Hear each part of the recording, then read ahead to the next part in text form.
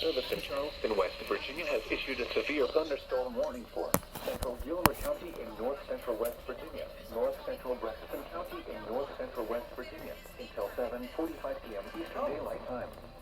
At 6:58 p.m. Eastern Daylight Time, a severe thunderstorm was located over Glenville, moving southeast at 15 miles per hour. Hazard, 60 miles per hour wind gusts and quarter-size hail. Source, radar indicated. Impact, hail damage to vehicles is expected. Expect wind damage to roofs, siding, and trees. Locations impacted include Glenville, Cedar Creek State Park, Sand Fork, Stouts Mills, and Cedarville.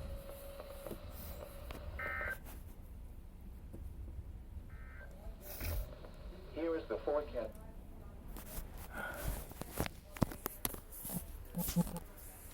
Gilmer County.